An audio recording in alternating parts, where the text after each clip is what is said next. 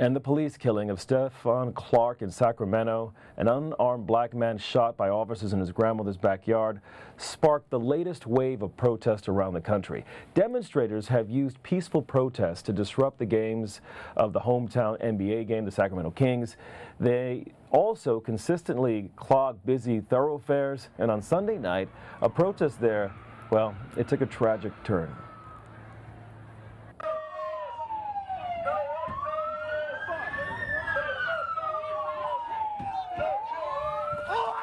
Oh my gosh!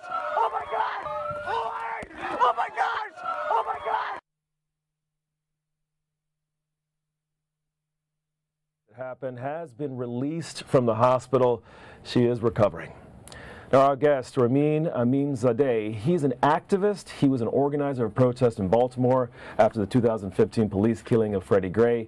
He's an original member of the Justice League New York City, and it's a rapid response group working under Harry Belafonte's Gathering for Justice. Welcome. Thank you, sir.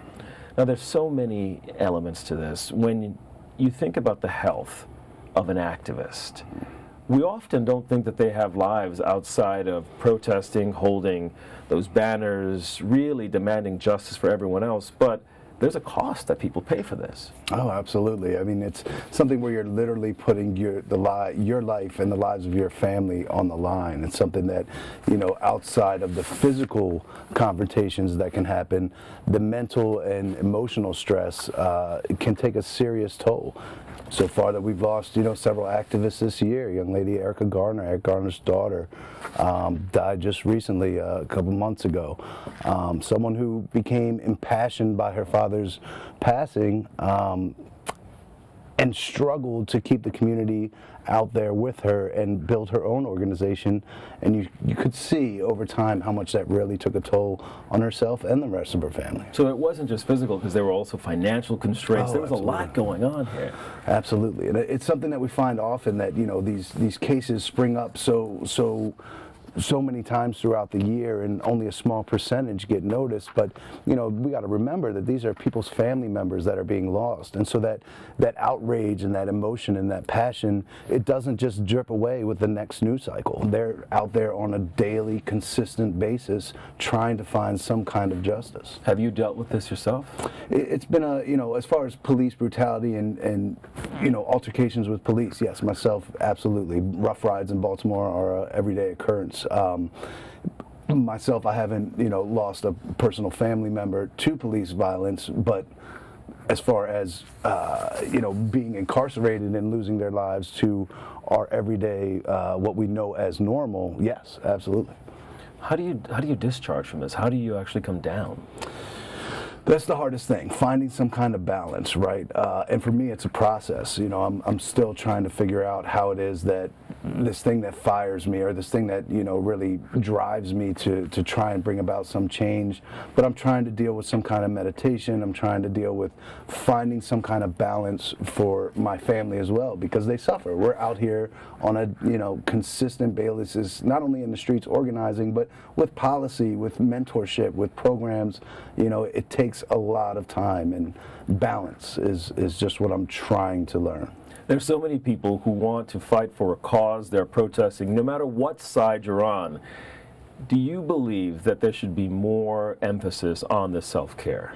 Oh, absolutely. It's something, and especially with these new family members coming in, with Stephon Clark's brother and other folks, we've got to make sure that we take time to educate them and really, you know, wrap around them to give them these tools to sustain. It's a marathon, it's not a sprint, and although the passion and the outrage and the rage is there, we've got to make sure that they understand that we've got to take a second to breathe. We've got to take a second to just give us a moment to heal.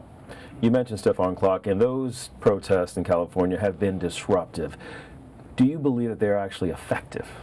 Yeah, I mean, I think, one, you got to hit the pockets, right? And I think one way they did that is with the Kings game. Oftentimes people hear about it, they see that they're enraged for a second, maybe a little conversation on social media, but until you actually start affecting money, you won't affect change. So if that's blocking the Interstate 5 and causing people to be late for work, or blocking toll booths as we did here in New York, or Kings games, or whatever games we can, or whatever pieces that we can that affect money, that's when people actually start to listen. So we know that the state attorney general is actually taking the lead in the investigation.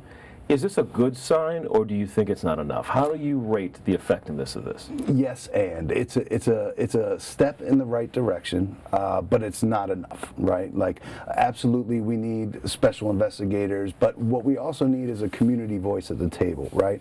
Police can't police the police, and whether that's the district attorney's office or state attorney's office, until we have community members at that table, it's the same thing repeating itself. This week, we are honoring the life of Dr. Martin Luther King Jr., who, as you know, was killed 50 years ago. 50 years. What are we to learn from that, given how much protest is in the streets of America right now, today? What we have to learn is continue the legacy, or that is what we have learned. Nothing significant has changed, right? Tomorrow we'll be holding a vigil in Union Square where we're going to be honoring the lives of those lost to gun violence. Dr. King was, a victim of gun violence, and until we've seen this wave of young people that have started to reignite this conversation, but we have to make sure that we're also engaging those on the south side of Chicago, or in Baltimore, or in New York and New Jersey, where communities of color are it's a much more bigger probability that those communities will be affected by gun violence. And then we have this problem of putting police officers in school, or a good guy with a gun is going to stop it. That's not the answer. What we find is disproportionately those kids in communities of color, schools of color, their path to the school to prison pipeline is excelled. It's an Excella train to prison, right? When you're bringing resource officers in, or other armed people in, it accelerates that fear. We see very clearly that people in positions of authority are scared of people of color, and that reaction is causing deaths. Today, if you could say briefly, there's so many activists out there, and many think back to that march on Washington. What do you want the activists to know? What lessons should they take, if you could answer briefly? Take time for yourself and your family so that you can sustain the work, right? Let's be strategic. Let's make sure that we're not just protesting, and we're working with policy to make a lasting change. Thank you so much. Pleasure. Activist Rameen Aminzaday and the Justice League New York City will stage a rally entitled Stolen Dreams tomorrow at 6:30 p.m. in Union Square to mark the 50 years since the assassination of MLK. Rameen Aminzaday, thank you. Pleasure. Next, this week we honor a civil rights legend, and we are getting a taste of how a historic African-American community here in New York City is celebrating Dr. Martin Luther King Jr.'s life. You're watching Arise America.